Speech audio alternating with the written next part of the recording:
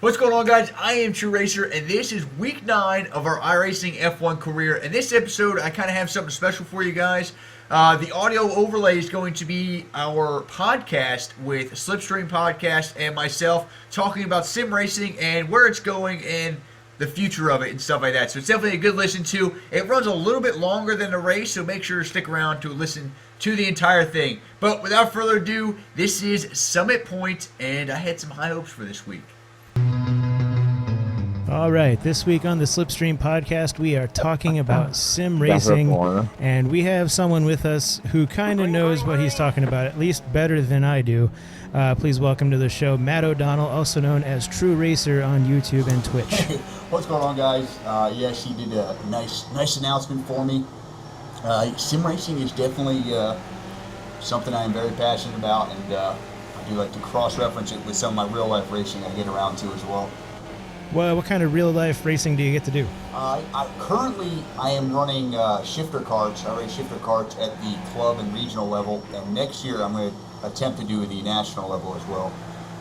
Originally, I come from cars myself. I had a BMW M3 I used to run, and Porsche 944 Spec I used to run, but quite frankly, the shifter karts, once I got a taste of that, I can't turn back. Awesome. So your channel tagline on YouTube is merging simulation and real-world racing. Can you talk for a second about what that means and what it is that you're trying to do over there? Yeah, sure. There's just from the things I've noticed with a lot of the people, I guess you can say on social media or just in general, like the racing environments, most people are just focused on either sim racing or real-world racing. And since, you know, I'm kind of fully embedded in both of those communities, you know, I kind of wanted to take it upon myself to kind of help bring each other together. You know, maybe help some of the karters get into sim racing and the sim racers into the real racing world. And so that's kind of where the tagline has stemmed from, and it just it fits pretty good too. So I'm just going to kind of run with it, and hopefully I can help as many people as possible kind of get into both worlds, or if they have any questions, give them some knowledge that I have. Yeah, you mentioned Sims are getting a lot of attention right now. RadioLamar.com just added a new radio show for TORA, the Online Racing Association. We have a lot of online leagues that are becoming high profile, and I think we kind of broke the news to you that this league existed. It's called the 16th Street Racing League, and real IndyCar drivers are a part of this IndyCar league on iRacing. Somebody mentioned it to me in passing before, and I saw it, and then you guys actually really showed it to me, and I was like, this seems like a pretty cool thing. Like it can definitely be like the foot in the door that really accelerates, you know, sim racing in the mainstream racing world. You know what I mean? Because there's a lot of high profile IndyCar drivers that are in that series, as well as some high profile sim racers in that league as well. And so they're going head to head, and it's being broadcasted live. I think it's every Tuesday. It's a league I tried to get into, but I was a little too late to find out. So hopefully maybe next year, or I'll keep hounding them throughout the year. I definitely want to try and catch some races with some real pros in real life. That'd be pretty awesome. Yeah, me personally, I saw the league announcement, and I already know I'm 3 or 4 seconds off the pace, off the fastest people. I'm just going to show up and I'm going to embarrass myself, so I didn't even bother applying for this league. But there seemed to be a lot of discussion generated from it immediately of how it was blurring the lines between the real world and the virtual world. And that's what kind of got Dusty and I talking about this whole thing. And it's definitely your thing is blurring that line. So we thought it'd be good to have you to come on and try to talk about it a little bit. Mm-hmm. Yeah, definitely. I just there's definitely you know, sim racing is definitely making strides into the real world racing scene. I think it mostly started kind of with like the F1 teams, because they're spending a lot of money on building and making their own simulators to help them like develop products and as a training tool. And then it started to trickle down now from like the top end of F1 to like the small guys like us with our simulators, and that gap of, you know, from their $3 million simulators to my, you know, $3,000 simulators, it's it's getting closer. As these weeks and months are going through here, because there's a lot of, even I think it was Max Verstappen. He's really big into in the sims. He's got his own personal sim at home as well that he races, and he practices with Team Redline, one of the top sim racing teams on iRacing. And this leads us into something that maybe you've seen a little bit more than I have on my end. I think maybe you're a little bit closer to the topper level guys than I am, but is there any chance that leagues like this are going to create, a new form of e-commerce, something, along the sponsorship lines, like I'll give you $10 a race if you run my logo on your wing? I think there is, but it's just like in the real world, like sponsors don't really pay out unless you're like in the top tier of that specific motorsports where it's getting a lot of coverage. Like I believe the Team Redline, I think they're sponsored by Fanatec, and a few of those other top teams have actually like sim racing sponsors, I guess you can say. I'm not sure if they just give them free products or if they're actually giving them endorsements and other benefits. But I know it's definitely happening up there. But as far as below that, it's really hard because it's hard to pitch it to somebody. Like if you're just a regular sim racing guy, you can go to some people and be like, hey, I'll put your logo on my car, and I do 10 races a week. It's still that exposure really is not there unless it's kind of broadcasted to a lot of people and stuff like that. Even for me, because I have a decent reach with my YouTube and my Twitch. Even for me, I've thought about trying to take that route to try and maybe gain some sponsorships to help with their exposure and help building my team or my racing career, I guess you can say.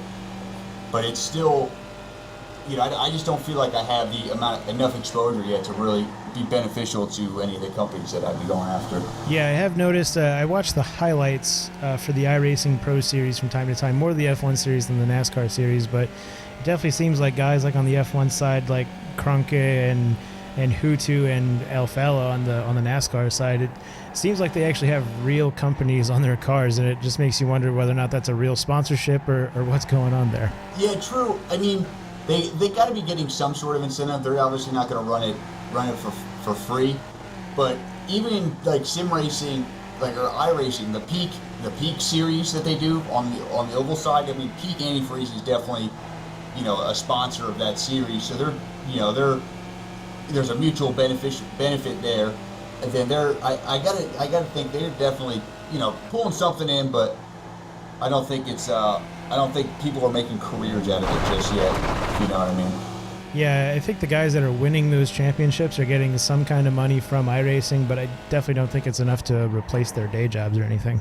Correct. Yeah, I think iRacing is $10,000 to the winner, and there's only one of those per year in the oval and Formula One open wheeler championships, and actually next year they're doing the endurance championships as well. So that's another rung, another chance of you to win some money. But those guys are skilled beyond belief. They definitely are. Yeah, I see some of their car control from onboards and stuff, and I just have no idea how they're doing what they're doing. Like, you're going 30 miles an hour faster to that corner, and I have no idea how you're doing it. I'm with you on that.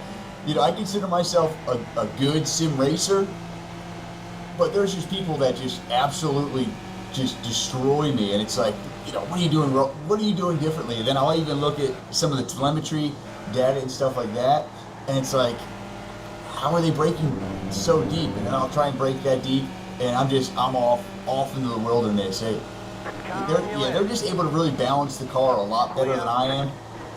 And it's definitely something I'm working towards, and it's definitely something that I can definitely relate to my real world driving, by looking at the data and stuff like that. But yeah, they're unbelievable how fast some of those guys are. And then just to backtrack a little bit to sponsorship too, something that's also unique with iRacing specifically, and we can expand this into other sims if you might know. But I know definitely in iRacing that there's all these companies that I guess technically they're sponsoring iRacing themselves, but when you do your own paint scheme, if you're not doing like your actual own one through Photoshop or anything, you can kind of put a base paint scheme through your profile and apply one of these sponsors to it. Like for instance, I always run an Adidas card for people that can't see what the SlipStream Special actually looks like. So that's definitely some money that iRacing has to be getting, but we're getting very close to the users actually making some of that money themselves. Yeah, definitely. Because iRacing has a bunch of, I guess you could say, built-in sponsors.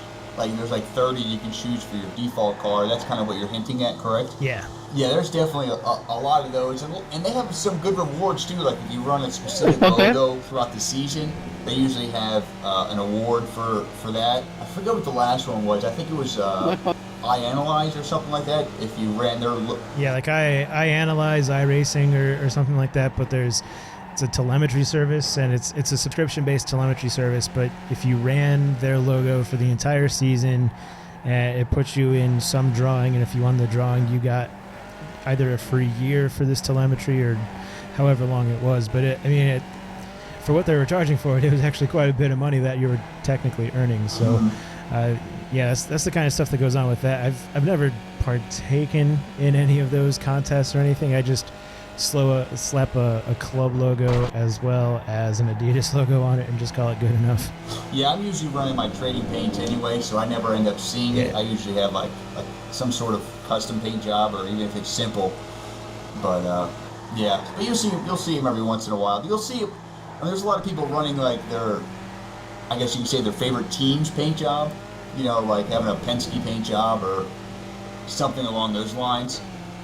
Which they're just doing it out of being fans of that particular motorsport. But it's definitely cool to see actual like authentic paint jobs coming out from some really quality painters throughout the sim world. Yeah, I keep something pretty basic on my car, just with the SlipStream logo and some of our partner logos and things like that. I'm not a master painter or anything, but I've always been more partial to simple paint schemes as it is. Just a yellow car with a black Pennzoil sticker on it does more than enough for me. Yeah, I hear you with that. So we can talk a little bit more about the sims that are out there, and this also kind of becomes a console versus PC discussion as well. So on the console side, I mean, we both run iRacing. We've primarily been talking about iRacing this entire time. On the PC side, there's also rFactor and, to a lesser extent, Sim Raceway, but those are definitely your top dogs that are PC only. And then on console, we've also got things like Forza and Gran Turismo. But I don't think either Forza or Gran Turismo are anywhere near the quality that iRacing is just as a subscriber, and that rFactor has the potential to be. Yes, you're definitely correct. They're all different in their own regards, and they all have like their benefits. Like back before I got into iRacing, I was huge into Forza. That was like, I guess, my racing game of choice. I remember back then I was thinking Forza was like the sim racing game of sim racing games, right? And I played that for, I was like Forza 2, 3, and 4, and I was pretty good at it. And then I noticed iRacing, and I said, why don't I give iRacing a try? And to be honest, ever since I've tried iRacing, I've never even gone back to any other sim or like console-based racing game at all. The only thing that ever gets me about iRacing is that you always have to be racing against real people, and it has to be, at a particular time, which gets a little frustrating at some points. You almost kind of have to plan your week around it. There was a while where I quit iRacing for the most part, and I was only on rFactor just for the sole fact that I was racing against AI, and if I wanted to race, I could race. It wasn't a big deal, but I got suckered back into iRacing again about a year ago, and I haven't looked back. Yeah, I think that falls a lot on like the specific person and what they enjoy most. For me, just having like a really competitive drive in me, iRacing is kind of exactly what like I was looking for in a racing game, because it has, to me, it's the purest racing simulator out there.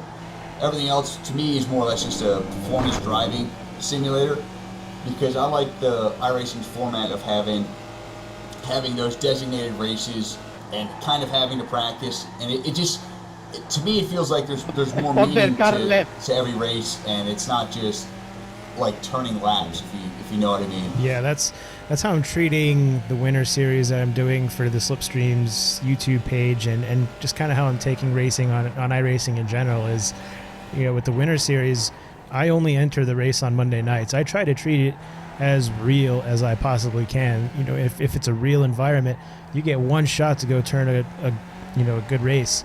Maybe if I really want to hop in something, I'll go putz around in the Mazda Cup or the Legends cars or something where there's no real consequence to anything. But for the series, I'm really focusing on, like, I practice pretty hard. I try to tweak my setup as best of my ability. I don't go hunting through the telemetry too hard or anything, but try to get it tuned pretty well to the track and try to be not terribly slow. I'm still going to be kind of slow, but not terribly slow, so that maybe I might finish mid-pack in my one race of the week on Monday night. Yeah, I hear you. I try and get a couple more than one race a week. It's mostly because I like to do them live sometimes, and then I'll do my races on the weekend, where those are, like, I guess you say my try hard races, where I'll usually, and those are typically the ones that you can get the most points from, because it's when a lot of the top drivers come out. I run in the Winter Series with you, and I've been struggling this season with the Winter Series, but I kind of keep the Skip Barber as like my side series that I'm doing, because it's kind of an easy car to drive, where I don't have to, like you said, devour too much time into practice and the setup and stuff like that, where I can kind of just more or less jump in the car with minimal practice and still have good quality races in it. See, Monday night for me is my race night for the Winter Series, because that's when the strength of field split is. That's when everyone agreed that's the first time slot on Monday night is the time that everyone's racing. So and plus with the Winter Series, there's only like 7 race slots for the entire week or something like that. So your best option is usually Monday night or like Saturday morning and maybe Sunday morning, but you've definitely got the best shot at the most points on Monday night, that's for sure. Yeah, that's the first race of the week, correct? Yes, the first race of the week. I'd like to catch those. Those aren't within my schedule. I'd like to run those. I typically run the Thursday night run, the Thursday night race, and then if I'm not at the track doing some real world driving, then I'll catch the Sunday races and stuff like that. Have you ever spent any time with R Factor? I did a little bit, but it wasn't. To me, it wasn't really user friendly, and I kind of had to search for races and search to race with people. Whereas I guess iRacing it's a lot easier. It's a lot more user friendly in that sense, where everything is there for you. I gave R Factor a little bit of a try, but it wasn't anything that got me going too much. But I do know that R Factor is like the leading racing simulator in like the Formula One world, because their R Factor Pro is a lot more lucrative to the big teams, because they can kind of develop their own sim or their own engines for it, if you know what I mean. Their own what's the word I'm looking for? Like the software engines to run the sim, so they can adjust it to their needs and wants and stuff like that. Yeah, their own mods. That's the whole thing with R Factor, is that it's open source and you can pretty much do whatever you want to with it. So that, unfortunately, what makes R Factor is susceptible to what people are producing. I mean, the base R Factor, and I guess R Factor 2 now as well. I don't have R Factor 2 because I've been with iRacing now for a little bit, but on a base level of R Factor, everything, the content that comes with R Factor is decent. But then you basically have to modify it. You have to add more cars and tracks to it in order to get your money's worth out of it. And for every awesome mod you will find a dozen awful mods. And that gets to be the problem with R Factor. Yeah, and for me, I don't really have much of that time to kind of weed through those and find what's good, find what's not good, practice different things. I mean, don't get me wrong, there's still a lot of good racing that goes on in R Factor. There's a lot of great leagues over there and stuff. But for me, due to my schedule and just the general ease of things, I find iRacing is a lot better for my situation. Yeah, and then also on the PC side, there's Sim Raceway. I have it. I open it like once a year, and I go, oh, this is just as crappy as it was a year ago, and then I close it. I still think they're trying to figure out what Sim Raceway is. I think it's pretty much R Factor. I think it's for the most part running R Factor's engine, but they haven't really done too much with it as of yet. Maybe it's probably getting about time for me to fire it back up again and see what's going on with it, but I'm not sure. I've never even tried that one out, to be honest with you. It's just mostly been iRacing. I dabbled a little bit in R Factor, and Dirt Rally is really good, as well as a kind of an alternative kind of sim racing game. But other than that, it hasn't been much. I never got into Gran Turismo much either. That was like a really big console game back in the day. It still kind of is, but for me, I was always an Xbox and Forza kind of guy. Yeah, I played the first Gran Turismo like way back in the day, but looking back on it, it was more of a car tuning simulator and not really a racing simulator. Yeah, agreed. I mean, it definitely has its cool parts. Like I like how in Forza you can kind of build the car, put different engine parts in it and stuff like that. And the point systems of having like different classes depending on what you have in the car. I definitely enjoyed that about Forza, but the racing was a little too hectic and unorganized for me to really get the most out of it. And the biggest thing anymore that's coming down for me between console and PC is honestly the difference between having a steering wheel or having to deal with a controller, because especially now that I have a decent wheel, I've got the Logitech G27, and the force feedback in it is, I'm not going to say great, but it's a hell of a lot better than a controller is. You actually kind of feel like you've got something underneath you, and you're not just kind of wildly flapping a joystick around. I have an Xbox One, and I got Forza 5, the day that the Xbox One came out, and it was a lot of fun, and I spent months playing it. And then I went back into my Sims on my computer. I'm like, oh yeah, I have a steering wheel. No, I know what you mean. Ever since I moved to iRacing, the funny thing is the steering wheel I have is the CSR Elite, I believe it is, and it's the actual Forza 3 wheel. I have a Forza 3 symbol on the middle of my wheel because I bought it thinking if I don't like iRacing, I'm just going to use it for Forza, and I bought it, I think it was about 2.5 years ago, and I still have the same wheel today. I did have the Logitech Driving Force GT, which was the wheel for Gran Turismo 4, I think. But I ended up breaking it when I was trying to mod it because the brake pedal had no feel to it. So I took the whole box apart, and I was trying to put like a half a racquetball in there, because that's what I had read had the best luck for actually putting some feel to the brake pedal. But then like all the springs like shot off, and there was no chance of putting it back together.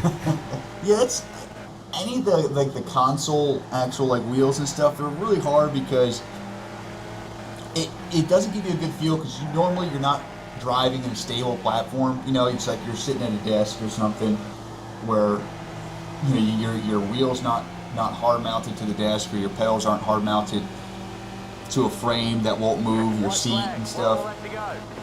So there's definitely that. I think if you set up had a good setup, it can definitely be a lot better. But once you move to iRacing, it kind of gets more serious.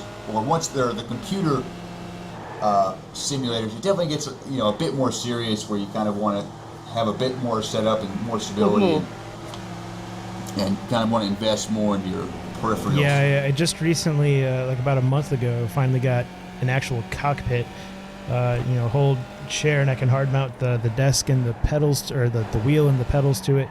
The rest of the setup is, I've got like a folding table with a TV on it for right now, but my next big thing is an Oculus Rift. I'm going to work on getting one of those next year.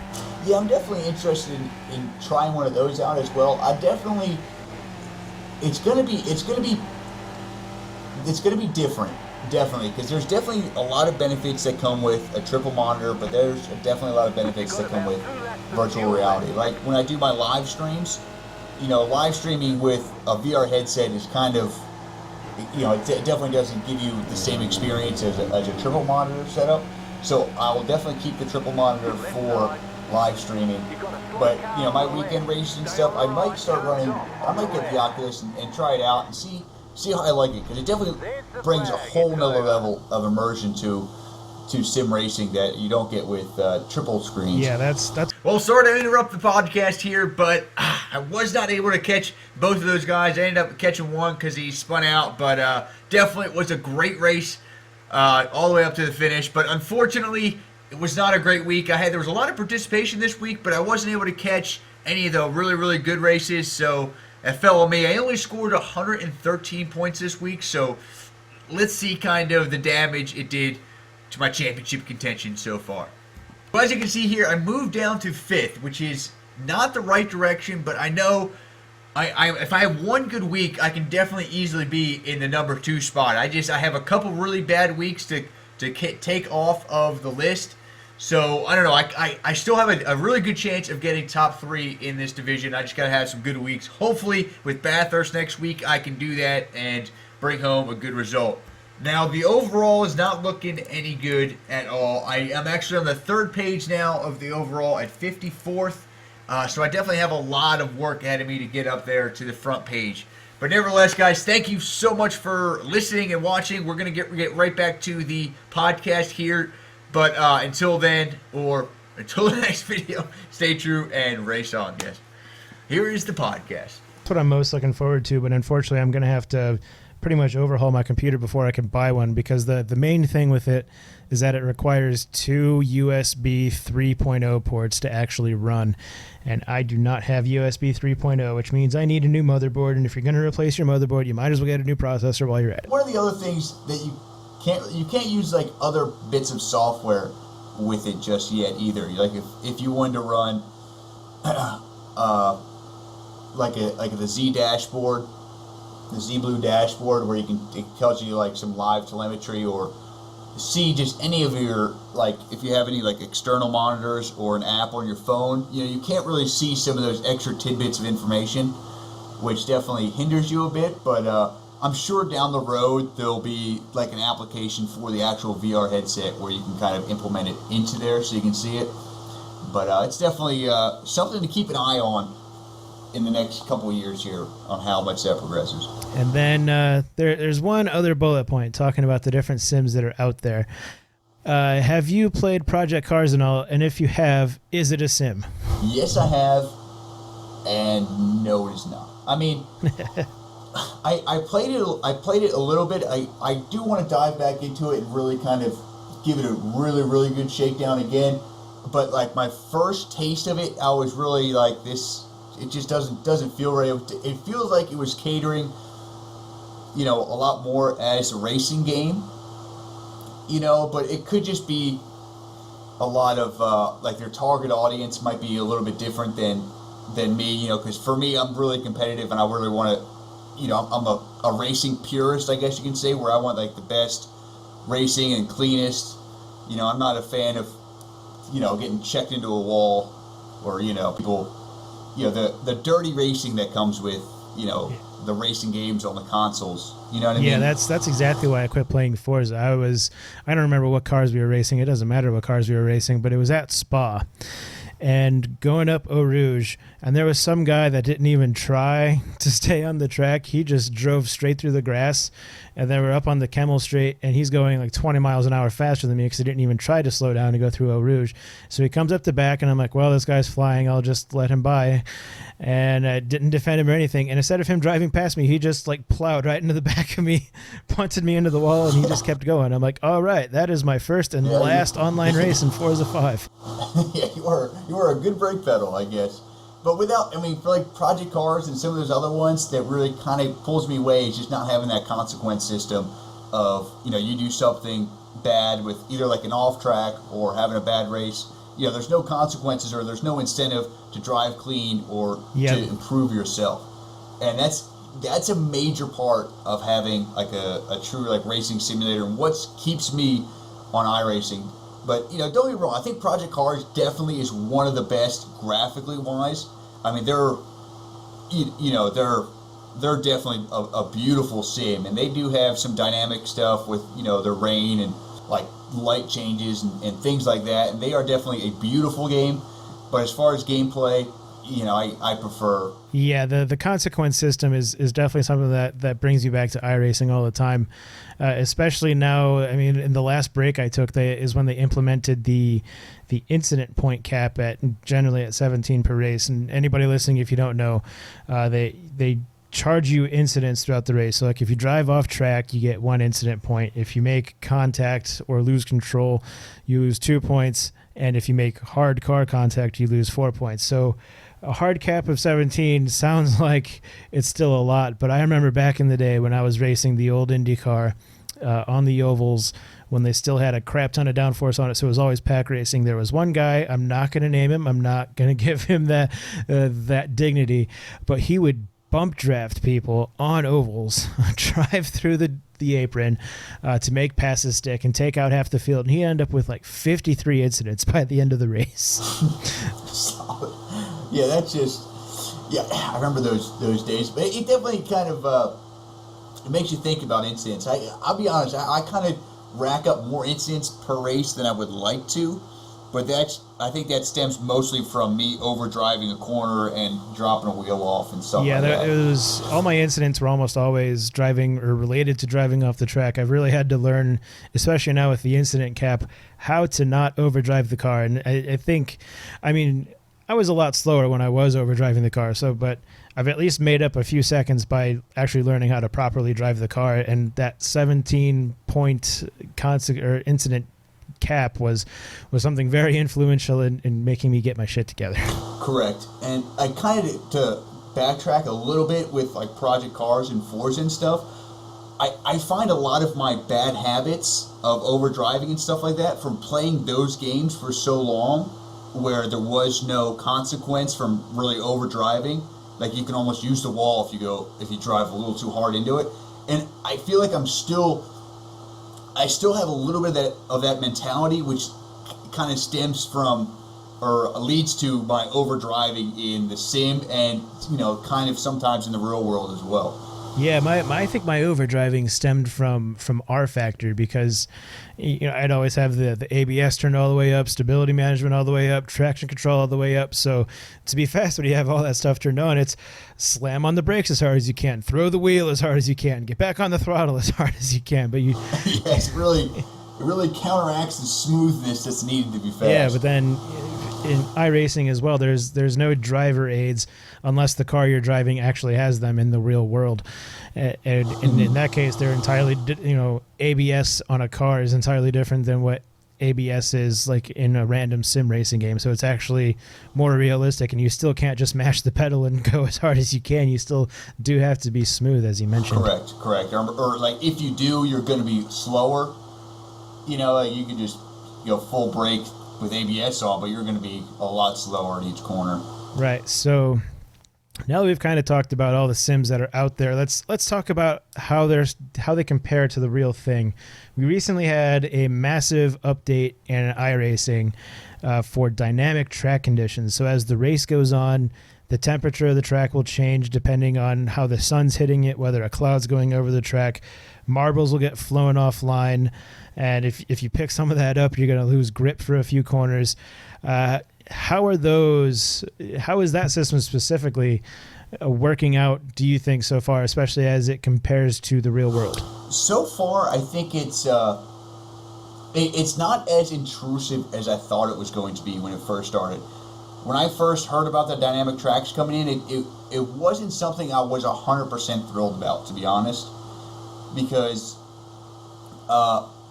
there's basically 3 main things that came with the dynamic tracks. It was kind of like the track temperature, and depending on where the sun is and the angle of the track, it would definitely heat up the track at different spots more than others, which is completely realistic and something that I was looking forward to. Kind of added definitely that extra little bit of skill. And then there's like the rubbering in of the track, which is definitely like in the real world. I find that a lot throughout the weekend. The track will definitely get a lot faster throughout the weekend. You'll be able to see some of the lines and stuff like that. And I was kind of on the fence about. I like it, but it definitely can kind of take away from some of the actual racecraft. because it kind of takes away from some of the different lines, but it is more on the realistic side.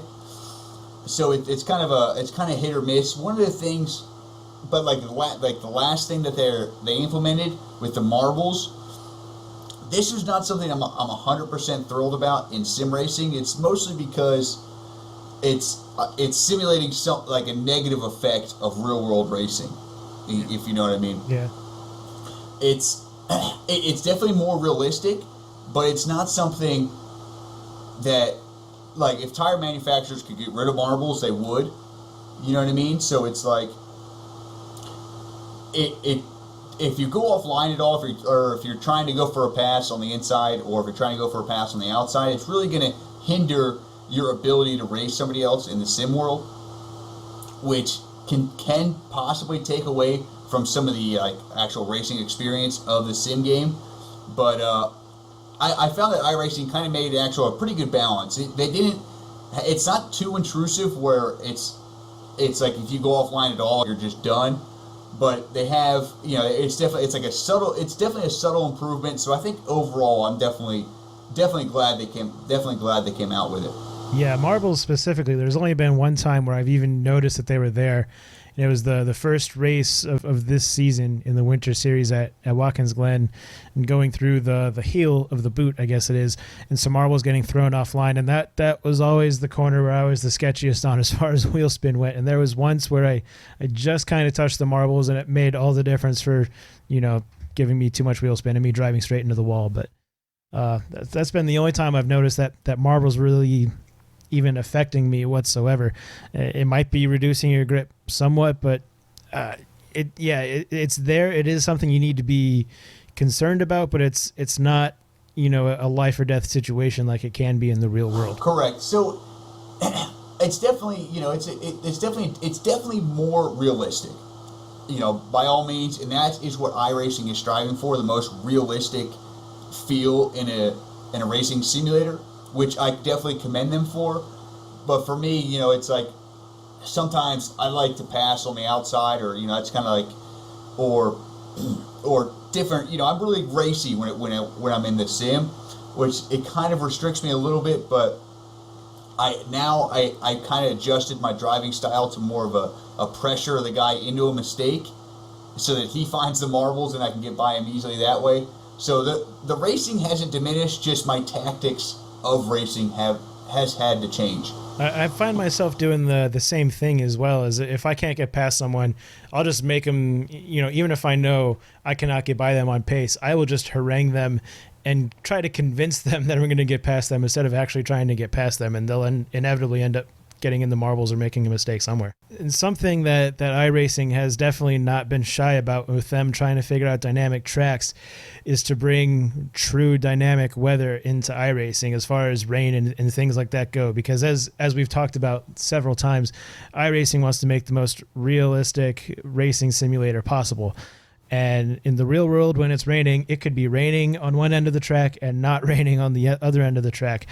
The games like Forza do a great job of modeling rain and their effects, but the weather doesn't change. If you turn rain on, it's just raining at the same rate across the entire track. The rate of rain does not stop. Things of that nature. Have you done much wet weather racing, and is that being shown very well in any of these newer sims? iRacing doesn't have any wet weather stuff yet. Project Cars does. I've done a little bit of that. But for the racing games, it's, their average races are 10, maybe 15 minutes long.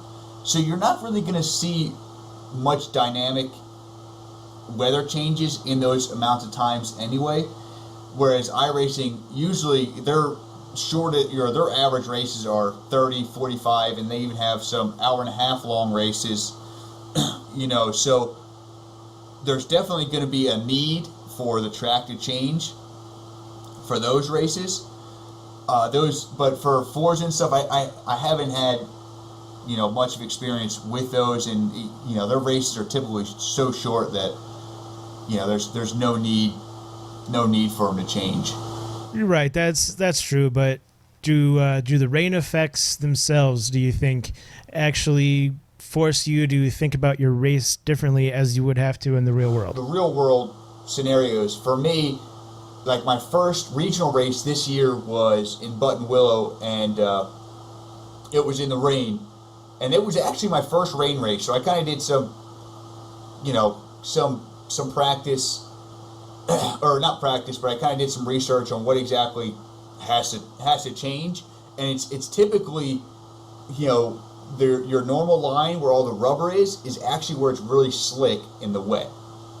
So you want to kind of usually be off the apex and take, really be a lot more gentle on all your inputs in the rain, and be a little bit off the apex and off where it's really rubbered in the real world.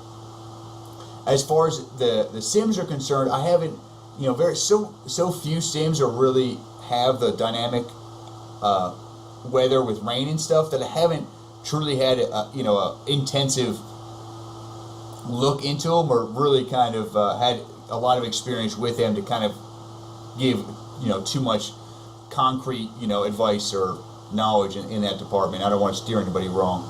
Right, that's kind of what I figured, because it seems like most of the weather that we have seen that other games implemented does seem to be relatively static. It'll be interesting to see what iRacing can do if and when they implement. I mean, really, when they implement rain weather racing, they've stated very clearly that that's a goal of theirs. And even with the dynamic tracks that we've seen so far, I have noticed the track changing a little bit as the race goes on. So it'll be very interesting to see, even on a shorter time scale, because rain can affect things, corner by corner and lap by lap, as opposed to the first 5 laps versus the last 5 laps. So it'll be interesting to see what happens there. Indeed. I'm excited. and the other thing we wanted to talk about Sims compared to the real world is tire modeling and tire research. Forza does so much tire research that tire manufacturers have asked Turn 10 Studios for their data. I wouldn't be surprised if they're asking iRacing for the same thing, because iRacing is up to its 8th tire model now. So as far as the tires specifically go, how does the feel of the tires, the feel of the grip underneath you, compare to what's in the real world? I mean, obviously you don't have the G-forces or anything when you're just sitting in a chair in your living room or wherever. But as far as what you can kind of feel coming through the wheel a little bit, how does that compare to the real thing? There's definitely a lot of similarities, but there are some stark differences too, if you know what I mean. For how the car feels, I would say, it's hard to pinpoint if it's just tire or if it's just how the sim is and its all the other dynamics that are involved with with actually taking a corner, so to speak. Some sims are definitely feel a lot more natural than others, whereas also some cars feel a lot more natural than others. For me, like when I'm driving on iRacing, driving like the Skippy or even like the Lotus 49, those cars feel a lot more natural to me, because I can kind of catch the slides a little bit better, and I kind of I just feel more one with the car. So for those, I definitely think the tire models are definitely getting better and better as time is progressing, because I remember before it was it really didn't feel right. But now it's just like with every new update, iRacing is definitely feeling better and getting a better, more realistic feel to it than what they used to be like. So how good are Sims these days as a training tool? I'm guessing that you don't get to go to any tracks or race any cars or anything in the real world that you get to do in the sim world. So I guess mostly the virtual world is going to be good for trying to keep your reflexes sharp and things like that. Is sim racing still pretty good for trying to keep your head in what's going on the weekends? Yes, definitely. I mean, just to keep your senses sharp is one of the many things that iRacing could do to benefit you in the real world. So it's kind of like a quick thing of kind of things it can help you with, and I'll kind of go into a little bit more, is definitely keeping your senses sharp in between races and in the off season. But there's also, it can help you pick up or train for something specific, like train to become a better trail breaker, or have a better vision or drive a specific line. It also, but I think its main thing that sim racing can help with is to build your racecraft as a driver, because that's one thing that you rarely get to experience in the real world is like a good race of racing somebody wheel to wheel for so long. Like you'll have maybe 2 races a month in the real world, whereas sim racing you can have 20, 30, 100 races in a month where you're training yourself and learning the different dynamics of actually racing and what other people do in certain situations, what you should do in certain situations, and how you can kind of position yourself to defend or position yourself to pressure somebody into making a mistake. I think the biggest benefit of sim racing is developing your racecraft, especially for like junior drivers and stuff like that who are don't have the years of experience behind the wheel as some of the old timers do. One of the former guests on our show, David Heinemeier Hansen, who is a gentleman driver in the WEC but was racing an L1P2, he told us that trying to drive a downforce car on the sim is actually more complicated than trying to drive like a GT car in the sim, because when you're driving the downforce car, you actually have the extra sensation of grip. I think the closest thing that you've probably come is with your shifter kart racing, and everything I've ever been told is that even though you don't have downforce on a kart, you have just a phenomenal amount of grip that you just have to put total trust in the car. And has there been any kind of shortcoming from your experience with both sim racing and real world racing where there was a disconnect between the two like that? Yes, I think I can do like my shifter kart race where I can go out to a practice day and do 100, maybe 200 laps in a day and not go off track once or hit the wall once. But when I jump into my sim, when you're practicing, you're easily going to go off track and spin here and kiss a wall here. I'm not 100% sure if that's just the lack of having the fear of doing something that's kind of pushing me over the limit, or if it's just like having a lack of sensory input on like how the car is handling specifically, or like what it's doing, and it's like just kind of lacking that feel, or if it's something something different, some sort of disconnect. But I always found that pretty peculiar. Whereas I can just keep running laps and laps on in the real world and not really have much of an incident. But sim racing, I have way too many incidents. Last thing we want to talk about here is there any areas of improvement that sims still need, and what specifically are they lacking? We've definitely come back to sensory input a few times during this conversation. Definitely. There's some things that sim racing will always lack is direct input. In the real world, your ass is in the seat and you can feel all the little nuances and it's all direct feedback. Whereas in a sim, there's definitely a little bit of a delay between your steering wheel to the computer, then computer to the monitor. So there's always that delay, which creates kind of that disconnect. Whereas the real world will always have that instantaneous, continuous, pure feedback. That's definitely one thing that's lacking.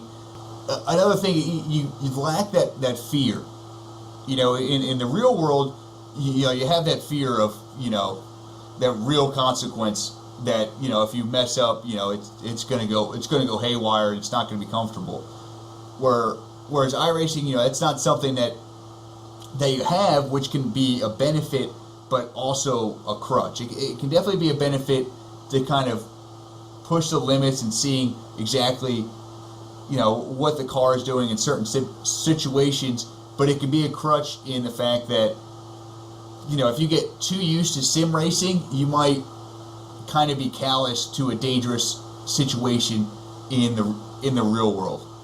I think a couple of the I'm not 100% sure, but I think it was Dale Earnhardt said, he had to stop sim racing for a little bit because, his situational, he was, in the real world, he was changing his situational, what he was doing for like incidents and stuff in the real world. I'm not sure if it was him, but I remember hearing somebody saying something along those lines in the real world.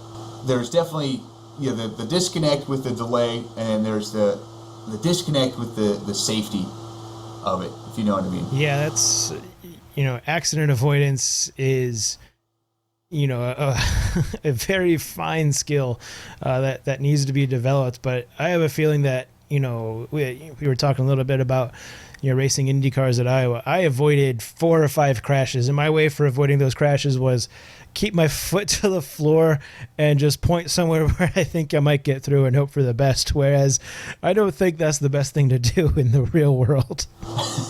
Yeah. I mean, I've taken that route in the sim world as well, but in the real world, reality checks you hard in the face. You know what I mean? I see an incident ahead. Okay, I'm just obviously let's just take it easy here. Let this guy finish whatever he's doing and get by the situation safely. Was there anything that you wanted to talk about that we haven't brought up? We've been talking for a little bit now, and I think we've covered about anything, but is there anything that we might have forgotten? Well, we haven't really dove into like where the future of sim racing is going. I mean, we did a little bit with the sponsorship, but like down the road, to be honest, I think sim racing is going to be one of the like really, really big, like in the sense where it'll rival some of the other esports and stuff. It'll be a decent sized esport, whereas now it's still kind of just the niche. It's a niche, but I think down the road it's definitely going to grow and become like definitely a mainstream kind of racing medium. Will we ever see it grow to the popularity of like StarCraft in South Korea? Have you ever seen how many people just watch people playing StarCraft in South Korea? That is unbelievable. I have seen one of the Korean like Dota tournaments. I think they filled up the entire stadium and the entire FIFA stadium in Korea or something like that. I mean, I don't know, to be honest, but it can definitely happen. I mean, if you think 10 years ago, if you were to ask that question about, one of those other games, you would definitely say, that's crazy. That would never happen. Yeah, but it sure has. You know what I mean? I definitely think it's going to grow immensely in popularity, especially as these younger drivers who are coming up in sim racing and in the real world, once they start becoming the mainstream real world drivers, I think that is when it'll really start taking off. Yeah, and there's groups out there that are trying to figure out, from an entertainment perspective, how to merge, real world racing and simulation, but like simultaneously, logging where cars are on the track in the real life, and then you can be on the sim at the same time, racing against Willpower, who's actually at Iowa Speedway, and you could be doing it in your underpants from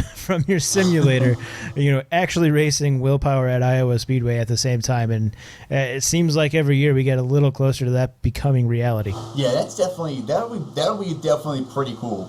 That's definitely a really good advertising slogan, I guess you could say, to race Willpower on the sim while he's doing it in the real world. That'll definitely sell some racing simulation, I'll tell you. Yeah, I know there's at least a couple groups out there that are trying to make that a reality, and if they can, it could be huge. Yes, I definitely agree. But I give it 10 years when most of the real world drivers will be coming from the sim world, and we'll see it become pretty big, because I think. It's almost like the poker scene. I don't know if the poker scene was pretty big, or mainstream poker, or like the World Series of Poker, whatever it was called. It was kind of big, and then once like the online poker started taking off, that's when it really got big, because anybody who anybody who was winning the real world like championships were people who came from just playing online poker.